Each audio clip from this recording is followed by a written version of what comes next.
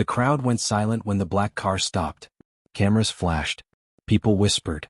Then the man stepped out, pointed straight at the poor boy standing by the broken fence and said in a loud voice, "That's him. The boy who once gave me his last meal." Gasps filled the air. The boy's hands shook. He did not know this man. Or did he?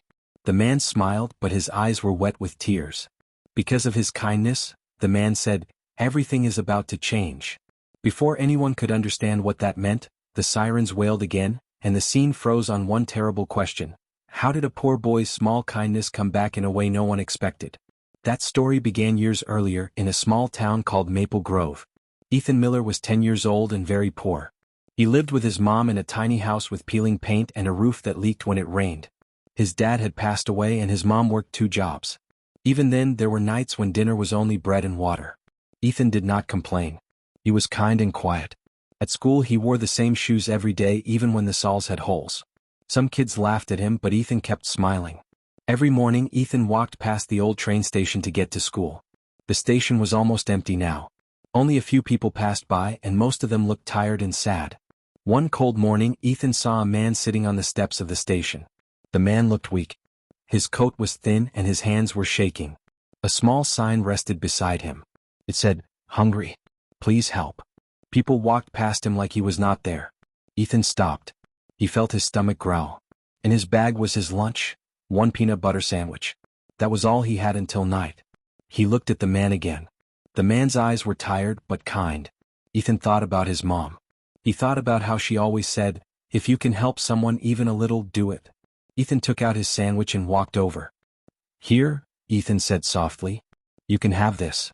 The man stared at the sandwich like it was gold. "Are you sure?" he asked.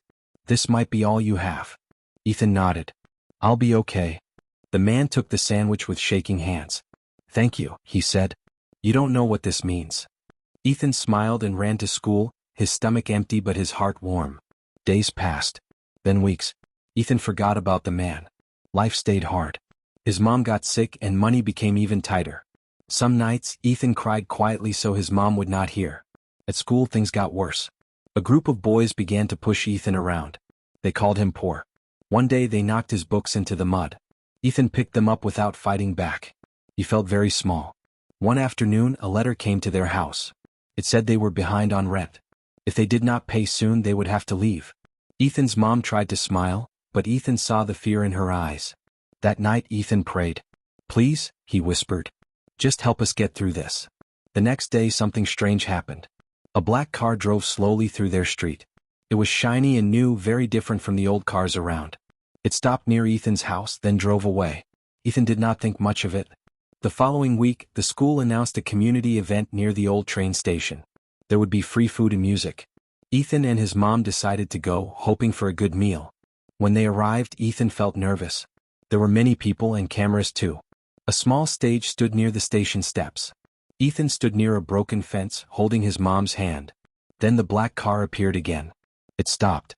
Doors opened. Guards stepped out. People whispered. A well-dressed man walked toward the stage. He looked important, rich, confident. Ethan felt his heart beat fast. The man began to speak about kindness and helping others. Ethan listened, confused. Why was this man here? Then the man looked around slowly, like he was searching for someone. His eyes landed on Ethan. That was when the man walked off the stage, came closer and pointed straight at Ethan. "That's him," the man said loudly. "The boy who once gave me his last meal." Ethan froze. His mom gasped. People turned to stare. The man's voice shook. "Years ago I was homeless, hungry, broken. Everyone ignored me except this boy." Ethan felt dizzy. He remembered the man at the station. The thin coat. The tired eyes. The man stepped closer. "That sandwich gave me hope. I decided not to give up that day." The crowd murmured. Ethan's heart pounded. Was this real? Then the man reached into his pocket and pulled out an envelope. But before he could say another word, a loud shout cut through the crowd. "Stop!" Everyone turned. Police cars rushed in. Sirens screamed. Officers ran toward the stage. Someone yelled, "There's a problem with the building." The old train station began to shake. Cracks spread across the walls. Dust fell from above. People screamed and ran. Ethan's mom grabbed his arm. The man shouted for everyone to get back. The ground trembled harder. The old station was about to collapse, and Ethan was standing right in front of it. The ground shook so hard that Ethan fell to his knees. The old train station groaned like it was crying in pain. Cracks raced across the walls and a loud snapping sound filled the air. "Ethan!" his mom screamed. Before she could reach him, a piece of the wall broke loose and crashed down between them. People were running everywhere. Dust filled the sky. Sirens screamed louder. Ethan froze. He could not see his mom anymore. Then strong arms grabbed him. It was the well-dressed man. "I've got you," the man said firmly. Just as they moved, a huge part of the station collapsed where Ethan had been standing seconds before. The sound was thunderous. Everyone screamed. The man shielded Ethan with his body as debris fell around them. Guards and police rushed in, pulling people to safety. When the shaking finally stopped, the station stood half-broken. Silence followed, broken only by coughing and crying. "Mom?" Ethan shouted. "I'm here," she cried back. They ran to each other and hugged tightly. Ethan was shaking, but he was alive. The man knelt in front of Ethan. His eyes were wet again. "You saved my life once," he said softly. "Today I saved yours. Maybe now we're even." Ethan didn't understand. He just nodded. After things calmed down, everyone gathered far from the damaged building. The man was surrounded by reporters, but he waved them away. He walked back to Ethan and his mom. "My name is Daniel Harris," he said. "I own a big company now. But years ago I had nothing. I was hungry, homeless, ready to give up." He looked at Ethan. "Then you gave me that sandwich." Daniel explained how that small kindness changed his life. "I told myself if a poor boy could share his last meal, then I could keep going." He found help. He worked hard. Slowly his life changed.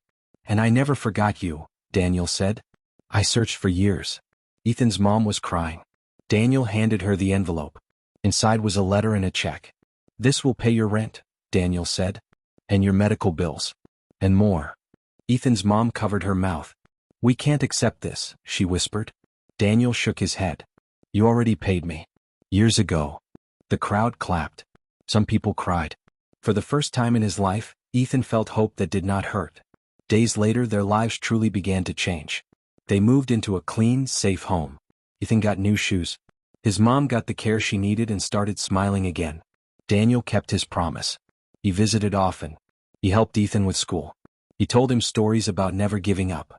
At school things changed too. The boys who once laughed at Ethan were quiet now. Teachers praised him.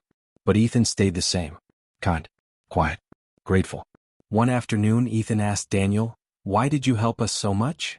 Daniel smiled. "Because kindness is a seed," he said. "You planted it." Months passed. One evening, Daniel invited Ethan and his mom to a special event. It was at a large hall filled with lights and people.